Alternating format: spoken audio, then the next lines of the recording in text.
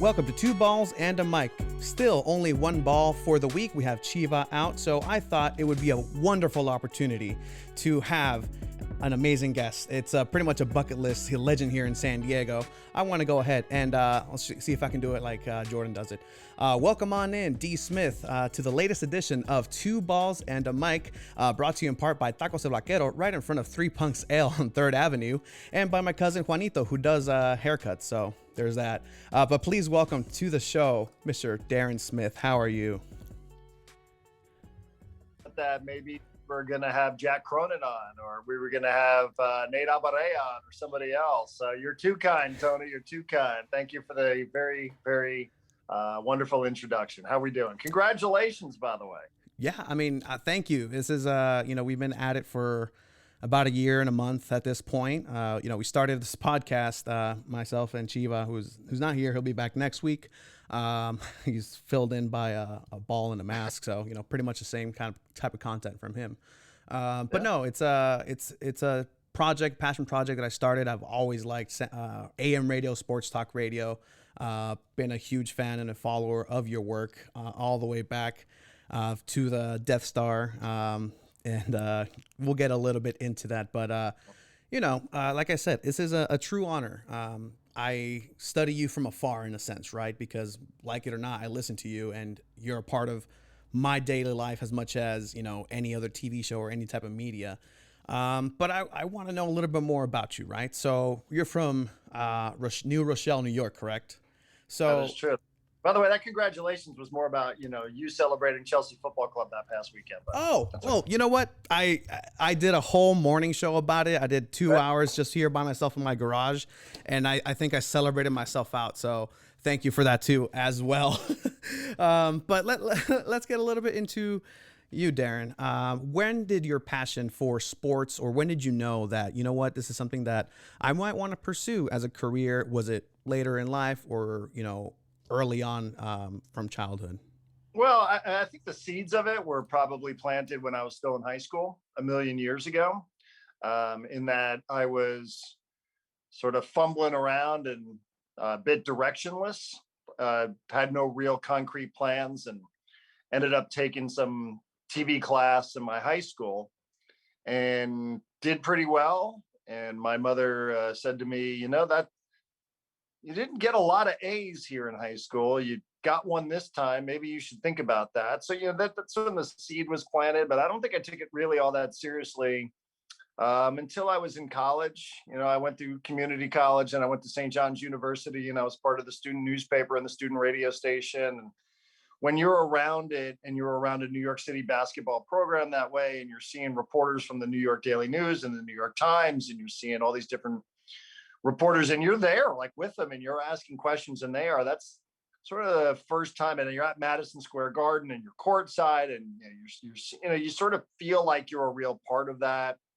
And that's for me when I started thinking about it as a career and not just as a way to get an A or to get a good grade in a class. So the seeds were planted. I was into sports, but I didn't really know much. I mean, I didn't grow up listening to sports radio until I was out of high school. And, I knew about sports mostly through my dad, who would bet on sports. And, to be a kid and watching sports games with him was to be emotionally invested in whatever it was that he was gambling on. He's not some pro gambler or anything, but, he would bet on games, college football games, college NFL games on Sunday. And, that was, my parents were divorced. I spent time with him, and primarily that would be some of the stuff that we were doing. We weren't like having catches. We were watching sports together. And so from that standpoint, that's where I got interested in sports. And then the two roads sort of merged and led me into a career of sports broadcasting. And I do want to ask how much of, your experience or education, which one of those helped you the most, do you think? I know that you come from a school of, broadcast, an education of broadcasting where, you're not afraid to borrow a phrase from somebody you listen to, a polysyllabic type of, Right. broadcast that, you don't dumb stuff down. Was that education formal from the college sense, or was it more experience getting thrown out there, being an intern, running around in the radio stations? What was that, like for that? Yeah, I would say one outweighed. If one outweighed the other one, it would probably be the actual experience of doing it. Because there's frankly stuff that you can learn in class that gets outdated pretty quickly. There's no more cutting up of tape, and the internet changes things. Things rapidly change from when I was in college. But the experience of understanding what pressure's like dealing with deadlines, for instance, when it comes to newspaper writing, that's a real thing. Like, you can't replicate that in a class. Try as you might say, hey, it's an hour-long class and you have X amount of minutes for a test or whatever the situation might be. But it's not real-time deadline. It's not broadcasting in real time, having to deal with a technical issue. So the experience of it all, to me, education's great to make you a well-rounded person. But it's the experience of doing student radio, internship, student newspaper that was way more beneficial. I tell, and to each their own, but communications major in college, like so many other people in our business. If I had to do over again, I wouldn't go near communication arts in college. I would go with philosophy, or I'd go with sociology or English, or something that would have helped me think a little bit more, and not just handed me a bunch of classes that I could have taken as electives. I guess because so much of the information is dated, and learning how to write newspaper stories and some of the drills and some of the TV classes and all that sort of stuff.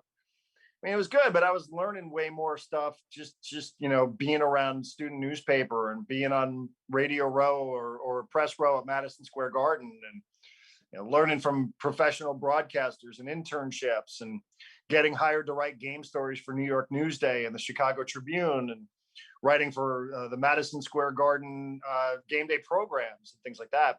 That helped me out way more. Like, that's how you network. So, I don't regret anything, because, I'm happy with where I am. But, I do say, like, for anybody who's thinking about going to school for this sort of stuff, like, you might want to rethink a major outside of communication arts, because I can't think of too many things that I learned in school that I apply to my everyday craft, either, in broadcasting or social media wasn't around a million years ago. So I would have, I might have done that. I might have tweaked that a little bit differently, but yeah, the experience, there's just no replicating it. You cannot do it in a classroom.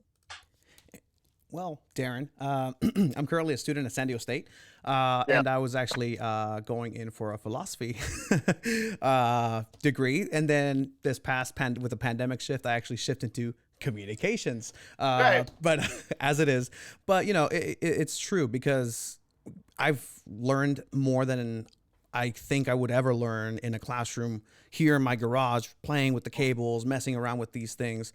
And not saying that we have a strong platform, but it's fun, and there's friends that I can talk to about things that I'm interested through this, and I've met so many people, and it's given me opportunities like this to talk sports, talk with people in sports, and it's honestly been the funnest time I've had in my life, outside of actually playing sports. That's funny, right? Like, that's sort of awkward that I said it that way, and you're like, okay, well, I bounced on this to go that. But think about all the communications degrees that come out of, like, Syracuse University, right? One of the communication schools anywhere. Like, you have a communications degree from Syracuse. It certainly feels to me like people get hired at a higher rate than they do anywhere else. So from Marv Albert to Bob Costas to Ian Eagle, on and on I can go with this. What Syracuse, what that degree has meant. I'm just saying, like, for me personally, like, my experience was like, I wish I had done something that would have made me maybe a little bit more well-rounded, because most of what I could have learned through hands-on experience, like you just described, being in the garage, learning how to plug all this equipment in, being around other broadcasters, etc. And again, a lot of the stuff sort of gets outdated, where I don't really think like English or sociology or any of that sort of stuff. Like, it's never going to really get outdated. It's going to train your brain to do things differently. Mm-hmm. Whereas, some of those communications classes will put you on a path, but there are going to be a lot of people with communications degrees looking for media jobs. And how do you separate through all of that? You separate through that by being unique and also by having the real life experience of doing the kind of things that you're doing. 100%. And again, not to deter anybody listening for an education, it's honestly, there's many paths, right? I know Yep. people that are in the industry that said, hey, I just want a radio station job, and they worked from handing out stickers, back in the days where the giant buses would park somewhere and be like, hey, Uh-huh. you'll get a prize if you have a sticker on the bumper of your car. So it's honestly a Wild West type of situation that we have. I do want to ask though, how do you see not just media moving forward, because it's obvious that it's going into the streaming direction, it's going into maybe not so much terrestrial radio, and let's not even talk AM radio. I'm pretty much one of the only people in my age demographic that still listens to AM Uh-huh. radio on my car. But what do you see, just what big shift is going to happen? If it's going to happen, will radio just wither away, or would it be a synergetic growth, or just a rebirth of radio with these streaming platforms coming out? Yeah, I mean, I think my company, I think iHeart is a great example of a company that's adapting to the times. Because, and there's a reason why I spend 2 minutes at the start of every show telling everybody how they can listen to the show. It's no longer just about, hey, be here at AM 1360 at the start of the day at 12 noon for me. It's okay. You're not somebody who's in the AM radio. Let me give you an FM option. Let me give you an HD radio option. Let me give you a streaming platform. Let me tell you that you can listen to the show however you want to listen to it and whenever you want to listen to it. Auto download it off the iHeartRadio app. And I think that the thing about iHeart Media is they've really been an industry leader in audio content. It's not just here's a way to listen to our iHeart stations. It's let's wrap our arms around thousands of different podcasts and turn ourselves into the number one streaming platform for podcasting. And let's give you ways that you can listen to your own music. It's not just a collection of radio stations, 800 radio stations across the country anymore, or international. It's a multi layered digital multimedia digital platform, which I think is really smart. And when people think about what the future looks like, it's also events, it's concerts, it's award shows, during the pandemic, hosting benefits, things like that. Like, iHeart sort of gets it. I mean, it's still a really, really big company. And I know for some people that's a little bit of a turnoff, that it's, this big mega company and it's not local, and, it's, headquartered someplace else. And you feel that at times as an employee. Then again, I've also worked for Disney and ABC and ESPN, so I was prepared for that. But I mean, I think you just got to make it all available. You got to realize that they're not necessarily, listeners aren't going to be listening 100% on your time. You can't say, like, when I got into this business, it was, you had to listen every day at such and such a time. This is when the show started, be here. And now people are like, yeah, I'll listen to that interview a little later on. Like, we will have people who will interact with us on social media, let's say like a modern contemporary guest. We get AJ Preller, the general manager of the Padres, on the show. Yeah. And, people will like tweet at us during the show and say, oh, when will this be available as a podcast? And so you start like, well, why don't you just listen to the freaking interview? Like, why don't you just click the link that we sent out? But, people's habits have changed, and, you can spend a lot of time complaining about that. You can spend a lot of time thinking that, that the business is going too far in one direction, but complain all you want. Like, you better figure out a way to cater to them. And if that means having to ship them the show each and every week or every day or every hour or whatever the case is, then you better do it, because there's a ton of competition out there. I mean, even the platform that we're on right now, I mean, this is competition. Yeah. So, it's just adapting. I mean, people are always going to be in their cars, so they're always going to be listening to something. So I don't ever think it's going to go away, but more and more cars now, it's just statistical. It's not, people are, fewer and fewer AM radios are out there, especially with a connected car. So that's a challenge. But for every vehicle that's built without an AM radio, another one's being built with Bluetooth technology. Yeah, so, exactly.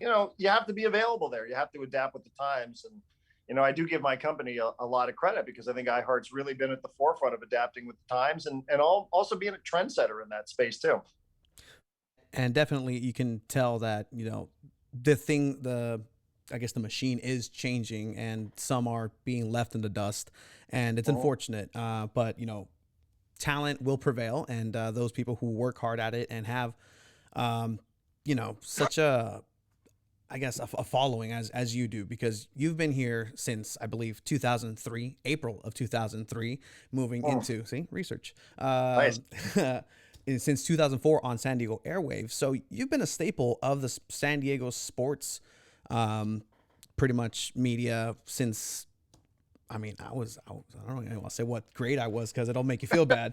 But how do you since then how do you approach your show? Has it always been the same approach? Like from a article I read from Barrett Media, it said that pretty much you see everything through absurdity. It just reminds you that this is like a department store. Do you see radio and an everyday thing like a blank canvas that could just be rebuilt day through day with knowledge from prior episodes or the past? What's your take on everyday, radio? It's every day, Monday through Friday, 3 hours. It's tough. Yeah, it's hard. And I know, you say that sort of stuff and it's relative, right? Is it harder than the guy, who's building the building across the street from my house? No, but it's not what I'm saying. I'm saying to do something for so long, especially in a business of diminishing returns where, if you're not grasping, if you're not getting somebody's attention, you got about 10, 15 seconds and then they might tune away. They can be a bit of a challenge. We're judged every day by the level of interest that people have in whatever it is that we're talking about. And that's a high wire act for sure. But in terms of the show, I mean, the show has got some, I think the one thing that's been consistent for us is, we don't try to dumb it down. We can be silly, but we're not going lowest common denominator. We're not, low hanging fruit, things along those lines. It's a show where others are encouraged to contribute, and having a female presence like Marty Caswell has been a huge part of it. That's been one of the main reasons for success with the show. Jordan Caruth in the gym, it's ensemble. We want you to feel like you know us, like you know what we're all about, because you're right. A lot of people can deliver content, but the personal connection is always what drew me to radio. Is that one person who's in the car who's listening who feels like you're talking just to them. So from that standpoint, we've always tried to build our show around connectivity, familiarity.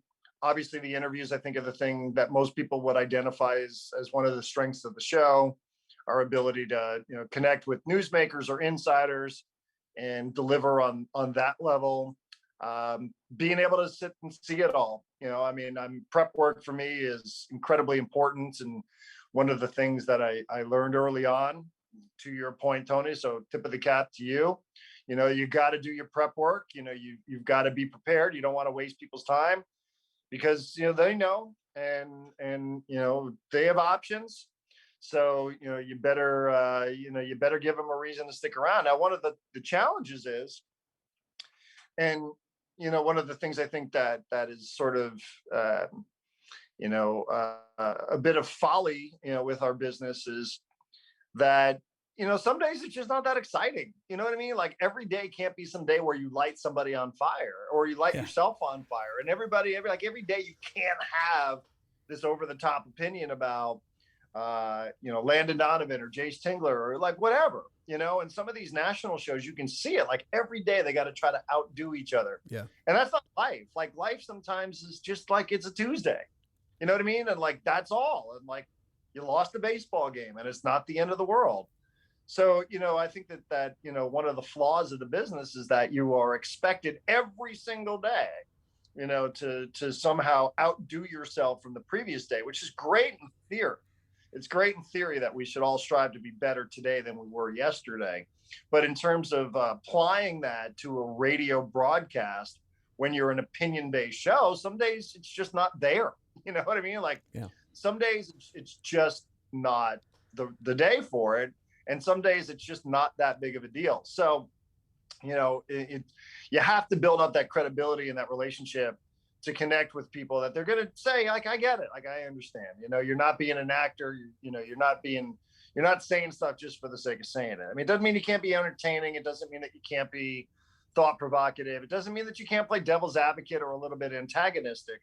But you can't be like a phony every day and just try to come up with these takes just for the sake of doing it, because I just don't think that's the way life is. And it's interesting that you mentioned that, because you yourself had a couple of just monumental shifts, from going over from 1090 over to not being employed, over now into extra where you're at, still maintaining the Unnamed Soccer podcast. But then a pandemic happens and there's no sports. And again, it's again a testament to how professional, I don't know how to say it, professional you guys are. The fact that you guys were able to maintain a 3-hour show on the air with absolutely no sports, have people's attention, be able to be engaging with them, and not, maybe you lost a fan here and there, maybe because they weren't able to pay for their bill or the phone or whatnot, but for the most part, I believe that if anything, it galvanized the fan base and your listeners more.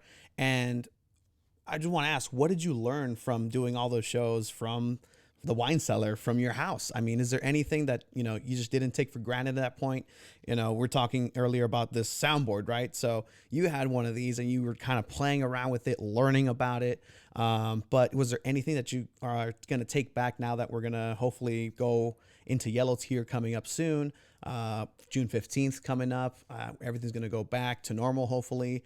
What are you going to take back into the studio in person, the professional studio? Yeah, I mean, it really reinforced. It's a great question, and it really reinforced my belief in local everything. Like, I felt it was so important for me where I live in the North Park neighborhood to support my local businesses, and that's not a selfish thing because I'm a homeowner, but like I wanted to support my neighbors. I wanted to support the businesses that I knew were struggling. And I think I then applied that to everything else in life. Like, then we started thinking about what can we do here on a local level. This was an international situation. So, there was no shortages of ways for you to go and help people internationally.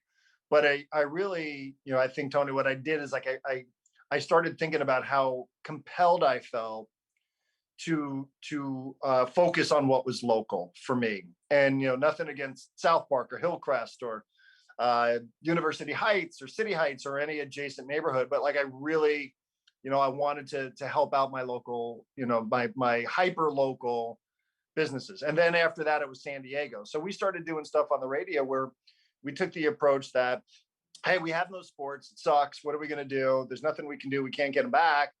But we're all in this together. So how can we figure out a way that we can be smart and informative and talk to the head of the restaurant association and find out what can we do for local restaurants? What do you guys need us to do?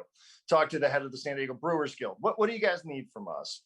I would see local brewers. You talk about Three Punk Ales. I would see our guy Steve Garcia from Three Punk Ales in Chula Vista.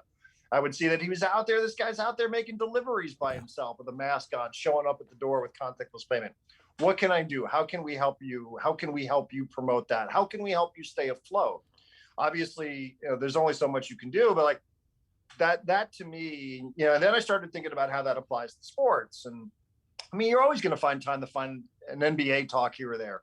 Chelsea Football Club, right? Like, I'm a Barca fan. So like but it also made me appreciate on a local level, like how important it was for us, to start taking care of those closest to us, and then in our neighborhoods, in our city, in our county, and then go from there. So like, I walked away just thinking about like how important, again, and it's not just for property value sake. It's not what I'm saying. Yeah.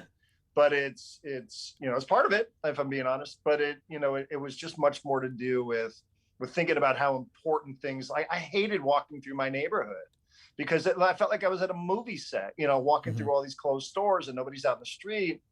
And I was like, I can't wait to see this neighborhood back up and running. Even though I'm like a homebody and I don't go out as much as I used to. I mean, I'm an old man now. But I wanted to see like our local, start thriving again, and then I started applying that to San Diego, to the city, to the county, to the state, and and then from there, I think taking it and applying it on the sports scene as well. And that's great because again, there's just such a wide variety of community right here in San Diego, and it's even in our own local, hyper local, as you say, community. There's so many subsections of diversity, even in the Mexican community, right? There's sections of people who are from deep south, who are from the north, who there's just such a wide variety here, specifically in San Diego, that makes it so beautiful, right? And that's why we will love the city. That's it's we always say, hey, it's the weather, it's the food maybe that makes this place, worth the rent, but that's also worth the rent. Being able to be exposed to that many different types of people. I grew up in National City. You go a little bit east, it's pretty much a lot of Filipino community, and then we all kind of bond the fact that, hey, we were all conquered by the Spaniards. It's for like over 500 years, and so that builds relationships. Move a little bit more north, and you get people over in City Heights and stuff, and it's wonderful. I do want to just have a little bit of time because you weren't alone in your wine cellar. Marty Caswell was also there, just making the show happen.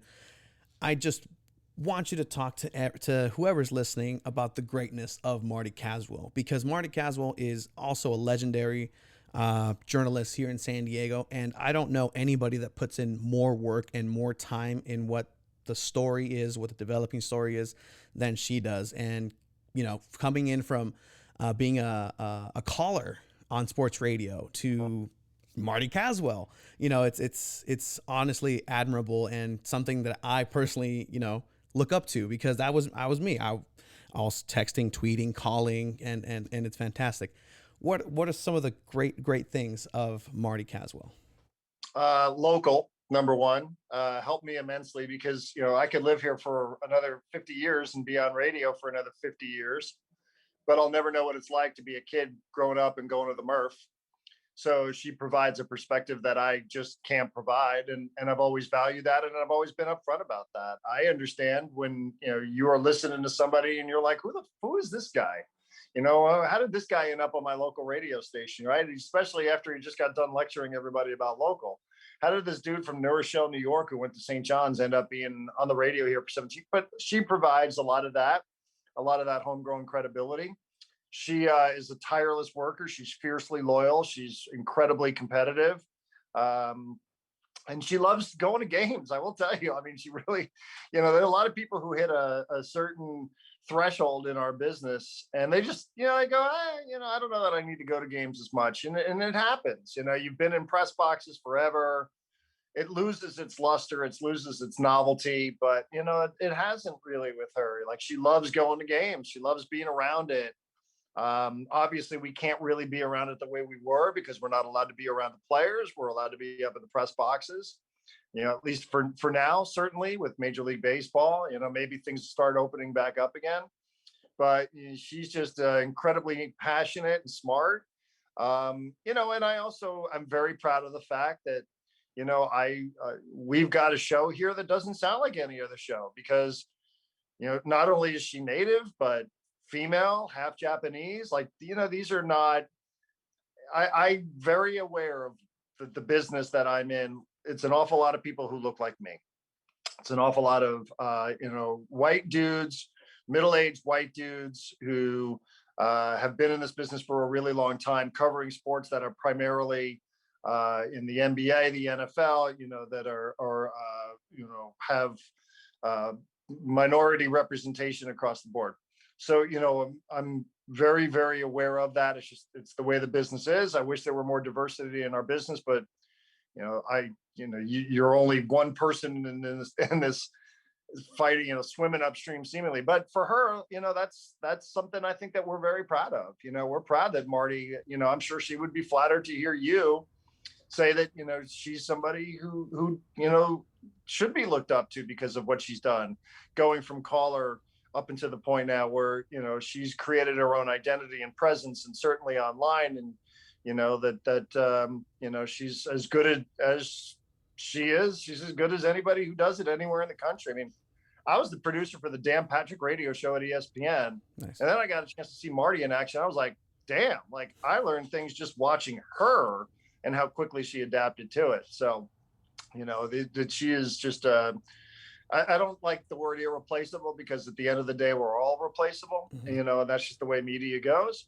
But she's just been so instrumental to the show's success, and so instrumental just to the credibility of the show. Like, I mean, that's really what it is. Like, she provides credibility, that and insight, that I don't think you can necessarily get if you think about how everything is structured here in town. Like, the native San Diegan is sort of the minority here. So, Mm-hmm. having her involved and having her with her background, to me, it just, it provides something that nobody else can.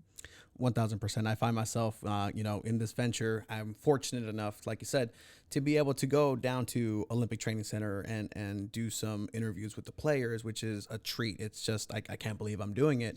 But I do find myself saying, in the situation, I have just a camera and a microphone. What would Marty do? What would Marty ask? So, again, just a testament to how great of a professional she is. And man, I think I could say it. She's irreplaceable.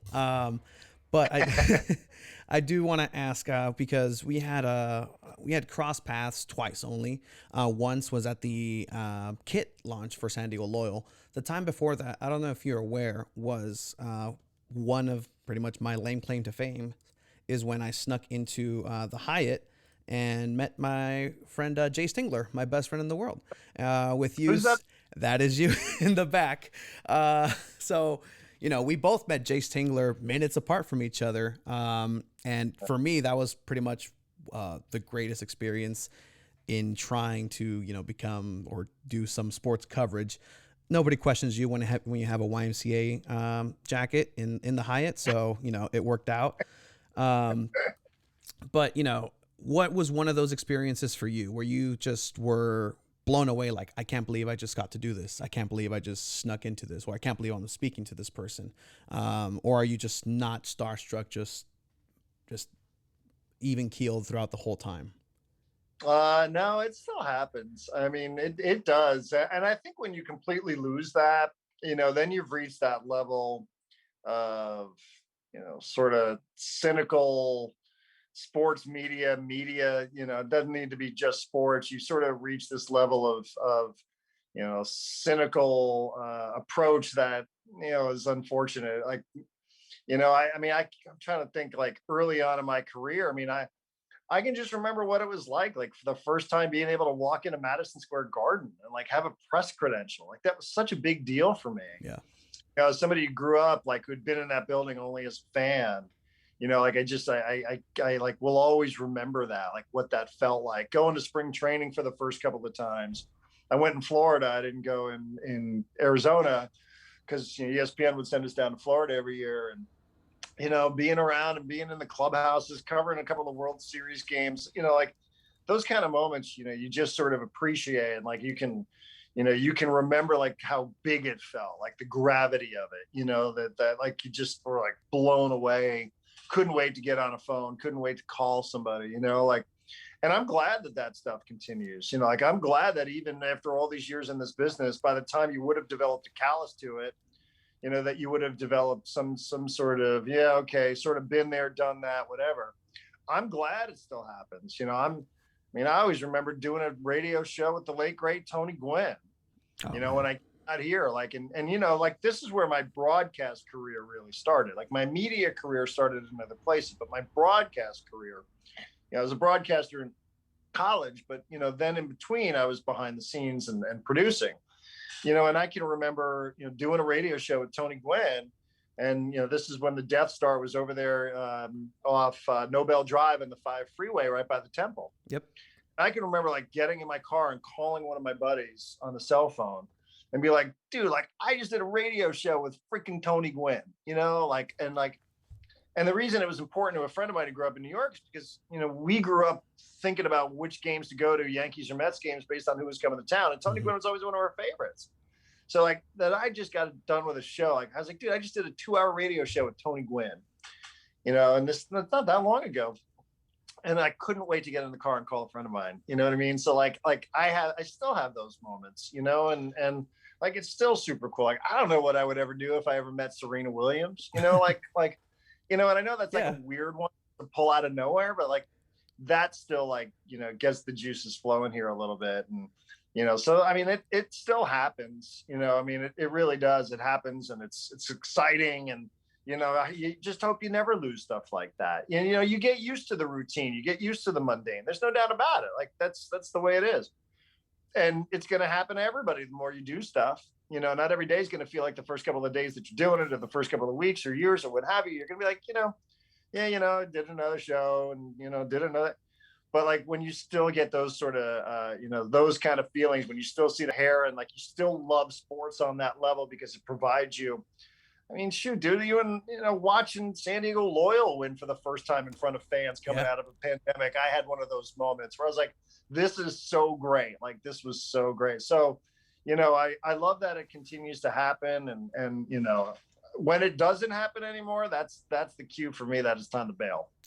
So where does a moment like this rank on those type of things? First of all, wow. Like I'm just thinking like if I was able to one day somehow be a part of and sit at a desk of one of these great anchors, you got a chance to sit in for Rich Eisen.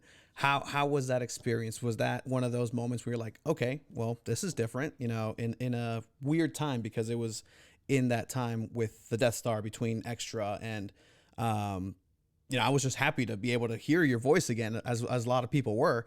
But how does that rank in some of these moments for you? Well, first things first, kudos to you for digging this clip up. That is bravo, sir. Bravo. I don't know that I could do that. And I was hosting the damn Rich Eisen show. But yeah, I mean, at that time, and Rich and I have had such a good relationship over the years that, we didn't know, like, I didn't know what my future held. I didn't know what was going on. Like, 1090 goes under and 1360 had yet to materialize. And, you get this opportunity to do a couple of Rich Eisen shows. And, it's, I mean, yeah, like I was super excited to do it. Right. And, I get this opportunity and everybody on the planet is saying, well, you got to do it. You got to do it. You got to do it. And you're like, yeah, you got to do it. Like, of course you got to do it. Like, nobody says no to that.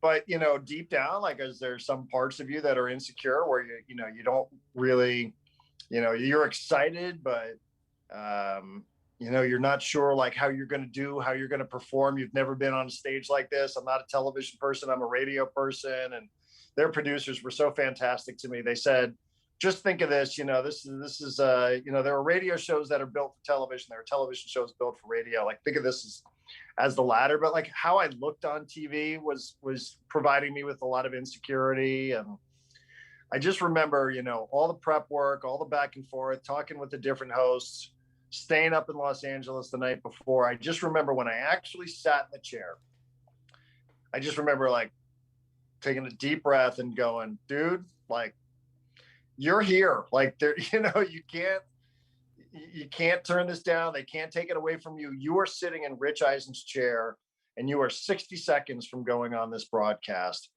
And I remember right before, like, all the anxiety, all the insecurity, I just closed my eyes for like 10 seconds. Maybe this is, the yoga student in me. I closed my eyes for like 10 seconds and I took a deep breath and I was like, you are here. So you might as well make the most out of it, and you might as well just, crush it. And you're not going to get up and go run out of this building now. So you can't, operate on it. Like, just, do the best you can. And, that first segment, I was way more calm than I thought. And, sort of at peace and, just knowing like I was there, like, you know what I mean? Like, so it was amazing to, have people from all different walks of life and people I hadn't connected with in forever that watched that show and saw it and, said like, dude, like I had a buddy of mine who lives in Philadelphia. It's like the show was on in the delivery room or the waiting room of the hospital. His wife was getting set to give birth, so like just having many people connect and reach out and, seeing the reach of a show like that was spectacular. And obviously, I mean, unforgettable moment. I also remember being able to alert the world to the presence of Fernando Tatis Jr. on that show that day. Yep. So yeah, I mean, it was it's just, I can't thank Rich and his staff enough. I mean, it's a great it's a great venture that they got there. They really, I learned a lot about how things are produced at that level compared to how they're produced at the local level, and that's not a slight on Jordan or Jim or Marty or anybody. But just the army of people that go into something like that is really impressive to see from behind the scenes. So yeah, I mean, I can't thank Rich enough like that. And that was the moment where even driving home, like, you don't know like what kind of future you have, but I felt like that jump started me back. I was thinking about leaving the business. Maybe it wasn't for me. Maybe the way it ended here, it left such a sour taste in my mouth. Why would I want to expose myself to that somewhere down the road? But that show in particular really got my juices flowing again, to the point where I was like, all right, we need to figure out now, how do we get back here, and like, what's the right situation for us to get back into broadcasting? And it again, you knocked it out of the park. Like, for all I care, Rich Eisen could have retired that day. Not really, but just it's a great job that you did on there. And again, I consider you a local San Diegan, so that was one for us, right? That was one for San Diego, and New Rochelle can find somebody else, right? But I do want to ask, as far as that, the journey, as you're talking the future, you don't know exactly what it entails. What would you tell this guy about the time period between now and then? I don't know if let's see if you can give you a better view of that guy, right? So I just want to ask, what would you tell Darren Smith? I believe this was 2012. As far as career advice and what to look out for, or just stay on the same path. You're doing everything you should be doing. Yeah, so that's I think that I was interviewed. I was at Petco Park, obviously, right? Mm-hmm. I think that was something I may have done with John Chalesnik. Is that right? I believe so. Yeah, for STAA. Yeah. Yep. So what would I tell that guy? I don't know that I would tell that guy all that much, just because I think that guy had to go through some things that he had to go through, and that guy had to learn what it was like to, to lose a job. And that guy had to learn what it was like to have to rebuild things and to have to make some pretty major decisions. And, those experiences have helped craft that person into the person who he is. So, I would probably, I probably would have told that person to be prepared, that, not to get sucker punched by the Chargers leaving. But, I felt like I probably knew that then, but for some reason it still felt like a sucker punch.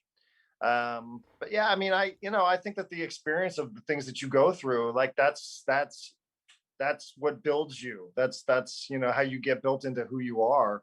So, I'm, that guy had it all figured out. I would probably tell that guy, though, you might want to be a little more forward thinking about social media.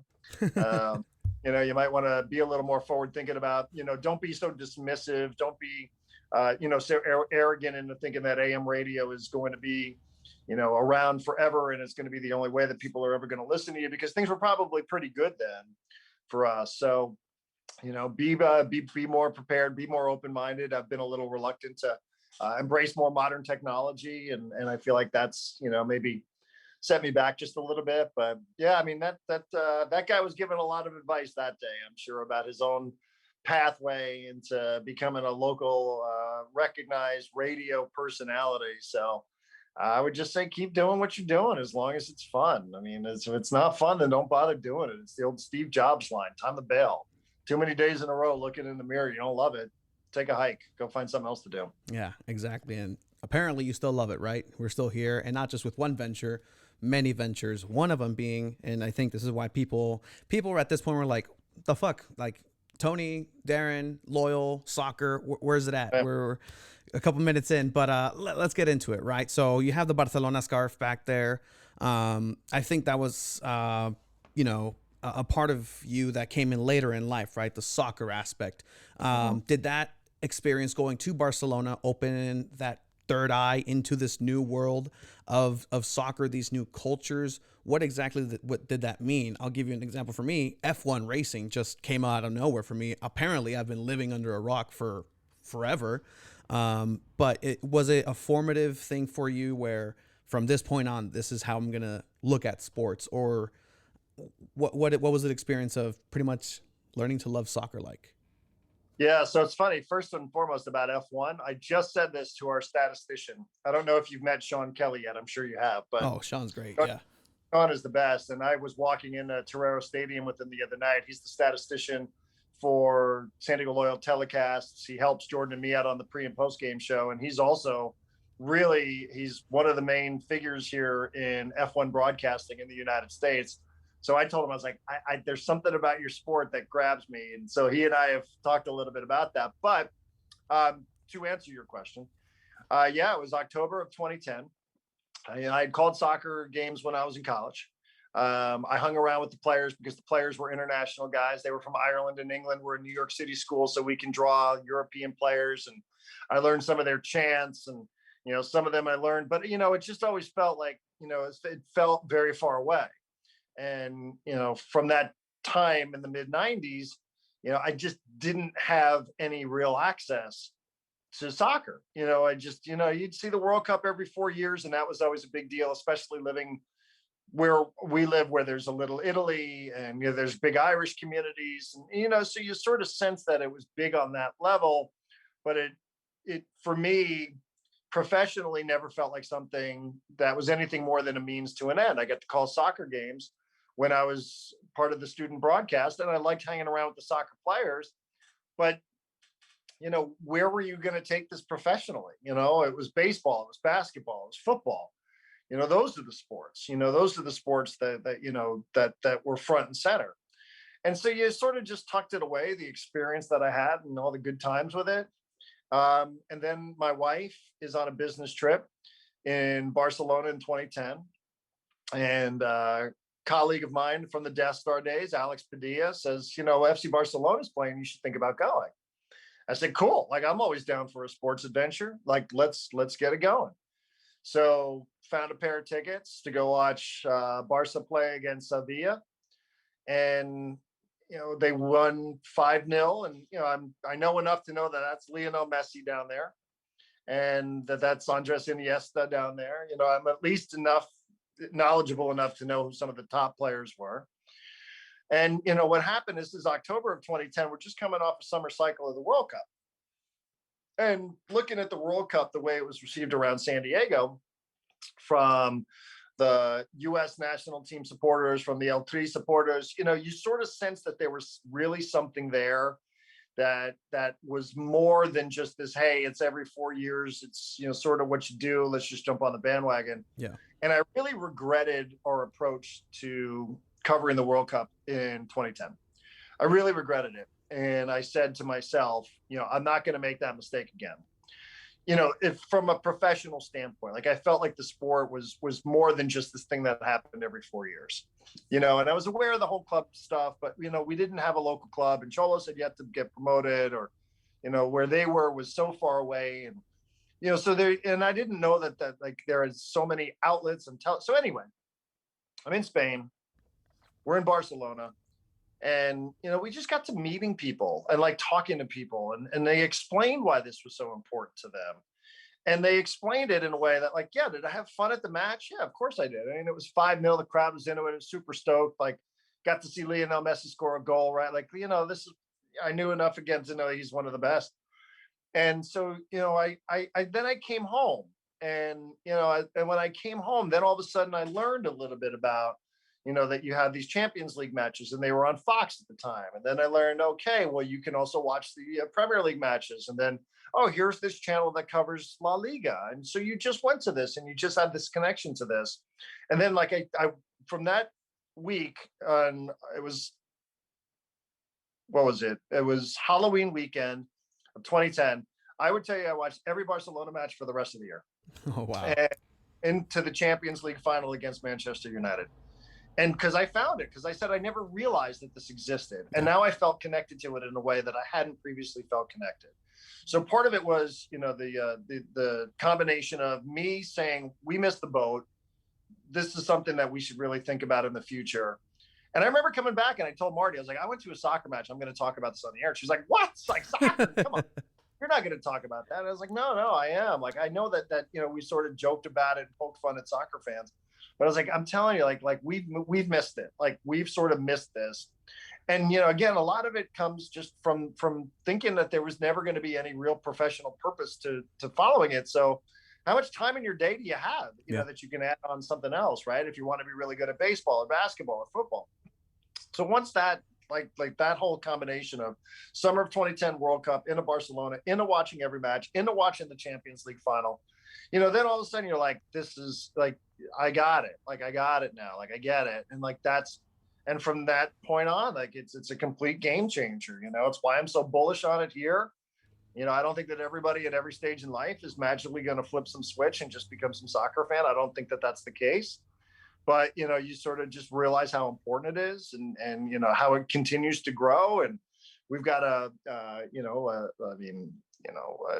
American player who played in a Champions League Cup final, like that Yeah. never happened. So we got a USL club here now, and we've got a real developing and blossoming supporter culture. Like, it's a real thing. Like, I'm just so blown away. Like, being behind closed doors on Saturday, Tony, it's like, some of us were like, do we even have fans? Like, do we know that we have fans? Yeah. Like, how could you expect a fan base when you played one time in front of fans, Mm-hmm. and then a pandemic hits and you're an expansion club? Like, who would think that we would have fans and supporters? And we do. And like, it was just such a marvelous thing to experience on Saturday, because again, we were sort of uncertain. So anyway, that's like, it was there, and then it really wasn't, and then now it's come back, and now it's like the most important thing to me is just being around it, and being around, meeting people like yourself, and meeting all the amazing people that we've met through this amazing sport, not just here in San Diego, but south of the border. It exposes you to different culture. We've been to France, we've gone and watched PSG matches. Everywhere we go now, we think about how we can tie it in on some level with the sport, because that's how unique the sport is it provides you those opportunities that you just don't get in other places. And not to sound super corny about this, it just it just has made me a better person, learning so much about something that I spent, for the most part, what are we talking, 31, talking 33, 34 years, not all that emotionally invested in. And I mean, today you were referred to as the soccer guy, even on your show, right? Yeah. So like, Right. it's still at that level where it still hasn't necessarily, I want to say, captivated, because that's what it's going to do. It's going to captivate the station. And 2026 is going to be really important for that sport here in the United States.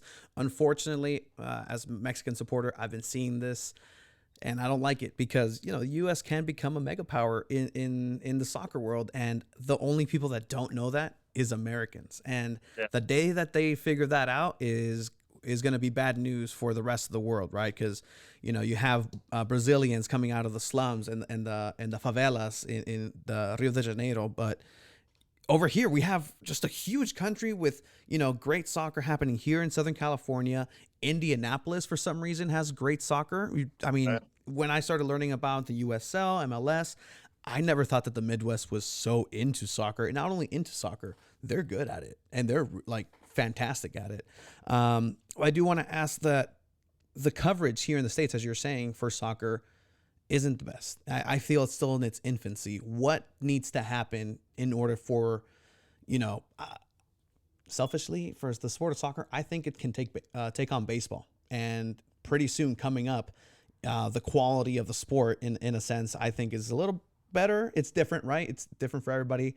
I never played baseball, but yet I know the back of the baseball cards by memory, the stats of it. But what's missing from coverage here for soccer that's not there yet? Even ESPN, I'll look at it and I feel like they started already with a wishy-washy, just super clean type of shows with the background music and talking over. Like, it just doesn't work for the sport. What's missing? Local buy-in. I think people need to get out of their habits of thinking that, it's not something, you get all these stupid charts when you work in radio from people who are consultants who think that they know everything there is to know about broadcasting. And they present us with these charts like broadcast trees and like, here's your broadcast tree. And up here is where you want to pluck from, not from down here. And, they'll still try to tell you that soccer's down there. Well, maybe soccer's down there because because we don't do any justice to the soccer fan on a regular basis. Maybe a soccer fan doesn't have any reason to listen to sports talk radio because their interests are never quite served on that level. So, it takes a little bit of convincing from people, like people who are in high places. They generally been around the business for a while, and they're not always the type of people who are, willing to go and embrace this kind of structural change in our business. But, it's interesting. I paid a lot of attention to USL now over the last year and a half. And what I see a lot of, and what I always put in front of my boss and what I put in front of the people at SD Loyal is you see more and more of these teams that they have broadcast deals on radio. And that's a really big, it's an important development. Yeah. So I see that what's going on in Los Angeles. I mean, it gives me great, and I mean, I know everybody here hates Los Angeles, and understandably so.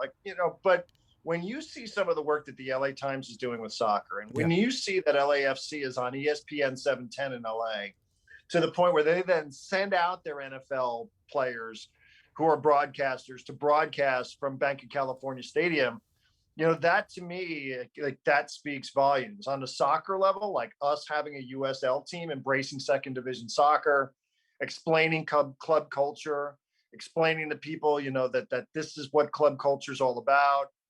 Lose sight of the fact that this might not be the greatest league talent-wise. Let's get over ourselves and our silly American exceptionalism as it applies to sports. It's okay if you're an American that you are not as good as this is Mexico right now. It doesn't make it inferior. Mm-hmm. It's okay that this is never going to be the Premier League. It's okay. And I always explain it because people say, well, this isn't as good as the Premier League and this isn't as good as La Liga. And I go, well, they say the same things in Argentina, but, they've got great culture. And they say the same thing with Liga MX, and like, they've got great culture. So like, that's what we need to build on to be a soccer country, to be a really, really viable soccer nation. Yes, it requires that Christian Pulisic goes and wins the Champions League. And Serginho Dest decides to play for the US and then goes ahead and wins Copa del Rey. And on it goes, right? Like Weston McKennie won a couple of trophies this year with Juventus. So, all those things are important, but I don't think any of it's as important as us creating a culture here that, even if it's uniquely American, that a culture in this country that supports second division, Major League Soccer, or even with the issues that I have with that league, like that to me is how this becomes mainstream. Because the more people that go to Loyal matches, the more people that are going to expect and want me to talk about it on the radio, whether they're just going for a night out or whether they're turning into passionate supporters, which is what you and I and everybody else hopes happens. And it seems like it's happening here in San Diego, right? Like, it seems like that's the hard part about all of this. And that foundation was already laid down because of the culture, because there's kids playing. We talk F1, right? We don't have a bunch of kids driving F1 Formula cars out here in San Diego, but you have thousands and tens of thousands of kids here in San Diego playing soccer from all those different cultures. Do you think, and I'm going to throw it back to another past Darren Smith, in that city, is this something that you think that we've accomplished in you talking with Mr. Landon Donovan back in the Soccer City days, right? Which, led up to what we have now. But I want to see and get your reaction for this. As long as I can switch it. Still have technical difficulties. Still amateur hour over here, Darren. brother, you're talking. I got knocked off the radio several times per week. So, there's another thing that you should know. Here's my other piece of advice. Never think the technical issues go away. Oh, yeah, no. And I never forget them. Trust me. I have them burned in my memory every time that something's gone wrong. I've forgot to hit record a couple times before, and I'm the worst critic. But here we go. Past Darren Smith. It was a Sunday against the Galaxy. ESPN was up there broadcasting live. It was an incredible environment watching everybody walk in. It gave me a totally different perspective. So, Landon, I sat next to people from the Galaxy who will remain nameless, and they said, this is what we wish we had in L.A. Like, nothing against L.A. Carson's great, but we don't have this walk-up ambiance. And I said to myself, gosh, if San Diego could ever create something like that, it's a total home run. That's exactly. And do you think we've done that in the short amount of time that San Diego Loyals had a professional team? Even with 1904, that's a different type of conversation altogether. But as far as that culture, is it there? Is it on its way there? We've had one game, 33% capacity for this last game. But do you think that we're on the right path? If not, what else is needed, or what else needs to change in order to get to that point? I don't think we're there yet, but I think we're on our way. Unfortunately, the hand that, the pandemic dealt us, just, what can you do? I think that the interest is there. I think that the willingness is there. I still have some people sometimes who ask me about the name. They're like, I don't get it. What is it? Like, is it the Loyal? Is it Loyal? Like, so there's a little bit of feeling out in that regard. I know, and it's anecdotal that I say something like this, but, I've had listeners tell me, listeners from where you live, who have wondered, what is their role in all of this? That South Bay fans, those of Mexican descent, Mexican American, like, had wondered, is this going to be a club for me, or is this going to be a club where, it's mostly going to be, I don't know, North County or, American Outlaws, things along those lines. So, from that standpoint, I think some have taken a little bit of a wait and see approach. I still think that the LAFC experience is what I was talking to Landon about. That they have set a ridiculously high bar that's almost impossible to get over. Yeah. And I think, expecting that if we're not LAFC right out of the chute, that somehow we've done it wrong is not the right way of doing it. LAFC spent a ton of money. They've got deep pockets. They flew their supporters all over the world. So, there's just a lot that really went into that. And not everybody is equipped to do it and follow in that exact pathway. But, and I'm not just saying this, obviously everybody knows I do work for the club. But, I'm incredibly impressed and optimistic and really, really bullish about our future, and I know, and I'll tell you, even before the opener, seeing you at Machete, seeing everybody at home and away. One night we did a broadcast from Bluefoot in North Park, and Chavos and locals were someplace else that night. Yeah. And so it's just one of those situations where we're with the club and the club says, let's go to Bluefoot, and the relationship with Stone Brewing. And so, we made it a point of letting everybody know, and the social media channel said, hey, come to Bluefoot. And Jordan and I do Match Day Live. I do the pre-show. And then I look around in this bar in Bluefoot, which is a great, great soccer bar. Yes. And I looked around, and I swear, and I know it doesn't sound like much, but there were a couple of dozen people in there wearing Loyal shirts and Loyal scarves. And I was like, where are we? And I've done viewing parties. I've done countless viewing parties since 2003. And, there's some Charger ones where you would get hundreds and hundreds of people, where the fire marshal would come in, right? So that's the extreme. I've done others where literally the amount of people that walked into an appearance, I can count on one hand. Yes. And, sometimes it clicks and sometimes it doesn't, and it's been baseball, it's been college, it's been a little bit of everything. But to look around, and again, some of this is probably bursting out of a pandemic. People have been indoors. But to look around and see a bunch of people wearing Loyal shirts, I said to Jordan, I was like, where are we? How did something like this happen? And it was just 20, 30 people, somewhere in that range. To see 100 people at home and away that night, to the point where they were making so much noise that neighbors complained, and Machete, and to feel that sort of stuff. And then on top of it all, seeing 21 plus 100 people at Torero Stadium, I'm bullish on it. It's not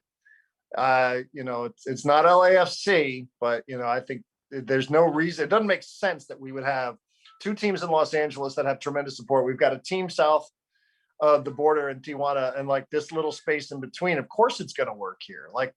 We're on our way. And that's for a second division club here in San Diego, which I think is super impressive from everybody who's been involved. It's very special, honestly. When we started this, first of all, we started this mid-pandemic, so sports died. So that was hard to do, to start a sports podcast when there are literally no sports. But we started around the same time that Loyal came out, and we didn't think of covering so much local stuff. We had, Champions. We're going to talk Champions League. We're going to talk EPL. We might talk Liga MX.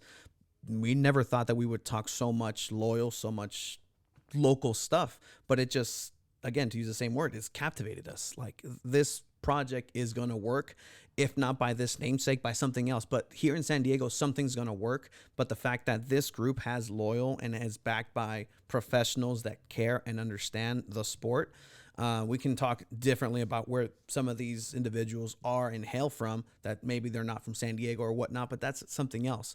These people know what they're doing. They have a vision, and they're including the community with it. And that's something that hopefully, as a member of the community, doesn't go away. Because, again, there is that part of it where, like you said, you're employed with San Diego Loyal. And so there's that fine line of, I actually don't know. Is there a fine line of what you can say, what you can't pretty much criticize as far as on field, off field? But even then, you know how to handle those things. And whereas it could be given to, and perfect example, USL, man. Shannon and Jack do a fantastic job. Whenever they're not on the air and I'm watching TV, it's the absolute worst. It's dog shit. I can't stand it. But again, it's great to see that they're heading in this direction with the vision that they are. And to answer your question, one of the first times that I ever sat down with Warren Smith and Pete Thurston, we were talking about the opportunity to be part of the broadcast. And they said, well, what do you see yourself doing? Do you see play-by-play? I was like, no, I would really like to do pre and post. And Warren Smith said, the president and co-founder of the club said, we want you to call players out if they're not playing well. Like, do it tactfully, be fair, be objective about it. You don't have to get personal. You don't have to say that a guy is complete dog shit or anything like that. But we want you to, and I think what he exactly said was, we want you to call the lads out if the lads aren't playing well. Then afterwards we'll all go out, we'll all have a pint together. And I was like, boom, like, I got it. Like, this is my guy. This is their approach. That sits really well with me. And that's not the way everybody else is. Everybody wants you to sell sunshine. And hey, the team's lost 10 in a row, but guess what? Everything's awesome. So, that's not who they are. Are there certain things that we can't say? Yeah, there are, might be some access that we get, where they've asked us not to say what we've seen during training or during the preseason, things along those lines, and you understand it. Part of that is you don't want to give any other, you want to give a competitive advantage to anybody, to any other club that you might be facing, right? Like, if somebody's comes up limping or has a hamstring and you're getting set to go face Phoenix Rising, like, you don't want them knowing who's doing what. And they got people who are listening, because they're a pretty competitive group themselves. But other than that, when it wasn't good enough last year, we never were told on the post-game show, don't say it's not good enough. We're like, it's not good enough. You got to get better players in here. This is, the group isn't going to get cut. It's not going to cut it. And the club went out and then, brings in some ringers and the whole season turns around. But we've got no pushback from them at all. Again, because I think they trust Jordan and me that we're going to, they know that we're rooting for it. Like, they know that we're supportive of it. But if it's, if it's not performing well, if it's not firing, then you gotta say it. And, they trust us not to be cheap and take cheap shots and, be personal. And, last year, like, it was pretty obvious. We weren't big believers in Ben Spencer. Yeah. We're like, how does he keep starting? We don't understand it, And, from that standpoint, we can go and we can talk to people with the club about it and they can explain it. And we can say, well, here's the answer to your question. Like, they feel like he's a smart guy who doesn't, and now he's been much better, I think, in season number 2. Definitely. But, to that end, they're okay with all of it. Like, it's like working with adults, which is really nice, because sometimes you feel like you're, working with a bunch of thin-skinned children. Yeah. And especially in this, I don't want to say day and age, but yeah, it's definitely a place where you need some thick skin, and that's that's what builds character. And in a lot of this season, in this 0-4 season, that's what was seemed to be missing, is character and grit and actually wanting to win a game outside of the last 5 minutes when you're already trailing by 2 or 3. And so, it's really interesting getting that perspective of, being the inside guy. Here outside in my garage, I can say anything I want. Again, I don't want to get in trouble with the club and never be welcome back. But it's interesting learning those nuances, and sometimes being drops, just truth bombs and inside information from Andrew. Like, hey, don't say this. I'm trusting you with this. So I it's just me and you, and just being like, okay, cool. Well, now I know. But that's good, because like you obviously have a following, and so from that standpoint, Andrew, he's helping you become a better communicator as a vehicle from the club to your viewers and listeners. And that's the same for us. Like we want you, I've always said that my relationships with the Padres or San Diego State or the Chargers all throughout the years is like, I don't want to be a breaking news guy. Like, hey, everybody's sources tell me, help me explain why this decision is. I'm not going to say that I'm going to agree with it, but let me communicate to the audience what the thinking is when you're starting this player. Let me know what the thinking is when you're making this trade, why you're doing that sort of stuff. And then I'll let the audience decide. And then, you know what? You got a smarter audience as a result, because now they've got a little bit of insight and they go, okay, well, I totally disagree with that. Like, that's a really stupid reason, but whatever, at least I've now heard it, but we'll see how it works. We'll see where it goes. And that's something, which is a huge compliment, because it makes you better. And then, it makes your listeners and viewers smarter. And from that standpoint, then all of a sudden we've got a more informed, smarter fan base. And isn't that what we all want? Exactly. And again, it's fun to have these conversations with people who listen and be like, well, I don't understand the offside rule. Can you explain this to me? Well, Here you go. And it's those little things of like, hey, we want to educate those who watch, because you're going to enjoy it so much more, not only when you go watch it in person, but on the broadcast. Shout out again to Shannon and Jack, because especially Shannon, she just gives incredible insight. And for somebody who's watched soccer my entire life, she'll point something and I'll be like, oh my God, I never would have thought of that. I never would have put 2 and 2 together, that and so quickly too. So again, shout out to her. She's the best. Yeah. She's somebody we all rely on, all of us. She reminds me of that line. I don't know if you ever saw the movie Good Will Hunting. Yes. But here's this guy, Will Hunting, and he can figure out all these, chaos math equations, and he can do it in the blink of an eye, and remembers all this sort of stuff, photographic memory. And he's got this great line where Skylar, his love interest, says, like, how do you do this? Like, how do you see this stuff? And he explains, he goes, I look at a piano, I see 88 keys. Beethoven looks at it and he sees music, and that's Shannon. Like, she just sort of sees the sport through a totally different lens than the rest of us, whether we've watched a million hours, played it, like you just mentioned, and that's Shannon Mack. Like, she just has a real succinct way of saying things, like just one of the best people that we've met throughout this process. She brought up an amazing point about Corey Herzog, that through the first 4 games, like, he hadn't scored. And, when you're a goal scorer and your team's not scoring and it's not winning, you internalize that a little bit differently, than somebody else who's on the roster. Not that everybody wasn't feeling it and down in the dumps because they had lost 4 straight. Like, just even something like that, to put it in those really sort of simple terms, you go, got it. Like, yeah, like, that's really, really well said. Thank you, Shannon. I'm going to steal that and use that on the pregame show.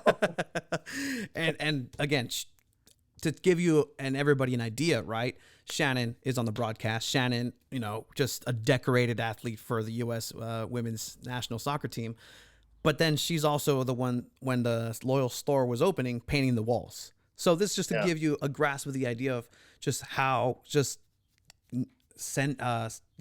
together this whole operation is, and it's ground up, right? Like, if you have the broadcasting team painting your doors, it's either you're really hurting in the wallet or you just have a great culture, and it definitely shows across the board.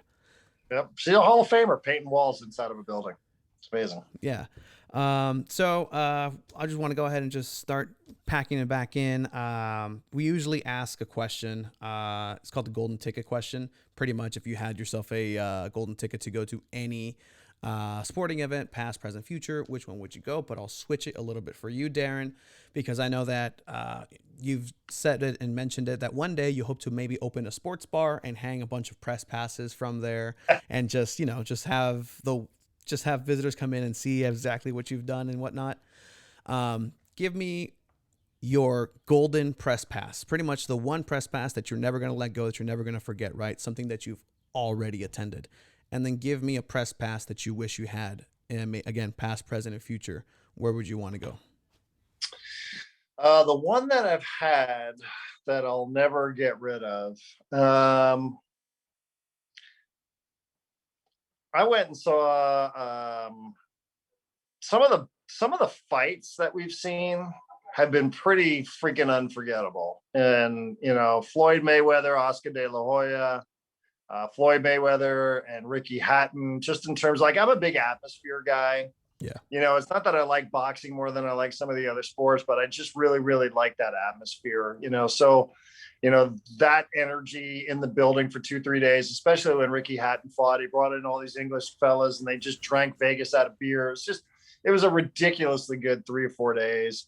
That was amazing. The best sporting event I've probably ever been to is a Rose Bowl game between USC and the University of Texas. Yes. That was the Vince Young Rose Bowl where he goes running into the corner, but like the sheer talent that's out there on the field that day, that was amazing. And that was a credential. I wasn't credentialed for El Clasico, but so I'll leave that one off the list. But I would say the Rose Bowl, some of those fights, there was a Charger game where Darren Sproles walked off a playoff game against the Indianapolis Colts that I'll always remember.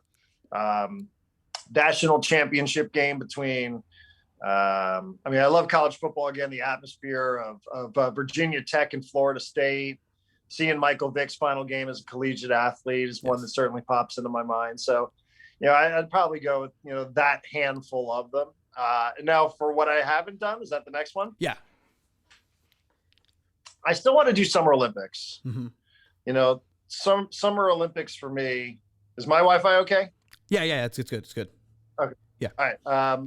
Summer Olympics and World Cup. World Cup is, it's that's at the top of my list, and that could be Women's World Cup, Men's World Cup. Like, I'm trying to figure out if it makes sense to go to Qatar. I don't know that it does. Yeah. No. Do I want to wait till 2026? I don't know about that one either. Women's World Cup is going to be in New Zealand and Australia in a couple of summers. That sounds like a wonderful place to go. And you brought up F1 earlier, the Monaco Grand Prix. I've been to Monaco. Mm-hmm. I've never been to a Grand Prix match.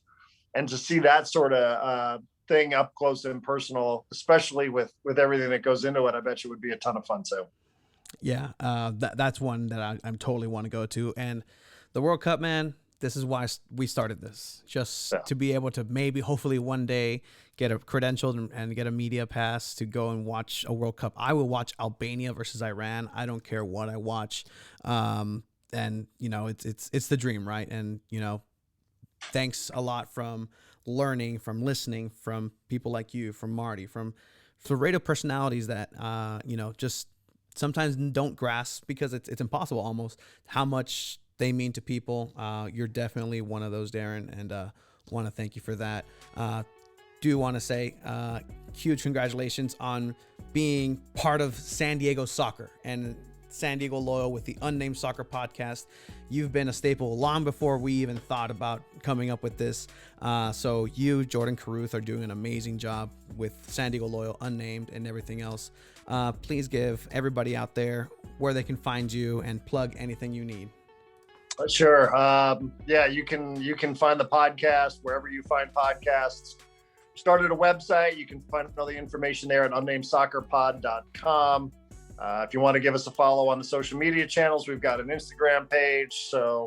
And then tune in. I think for us, so many people were connected to the club through the pre and post game show. We're on the SD Loyal YouTube channel this year, 30 minutes before and for about 30 minutes afterwards. So we would love it if you would tune in, learn a little bit about the club. We've got some good interviews, get some good post-match reaction, some good pre-game analysis as well, and starting lineup. So all that good stuff. But we would love to continue to grow that. And the website is always a great place, and here locally on iHeartRadio. So that would be great as well if you could do that. Love it. Again, thank you for your time. Go ahead and stick around and have a couple questions just to follow up, and then we'll finish this. Thank you once again, and see you out there. Go Loyal, right? Thank you, brother. I appreciate you. Definitely.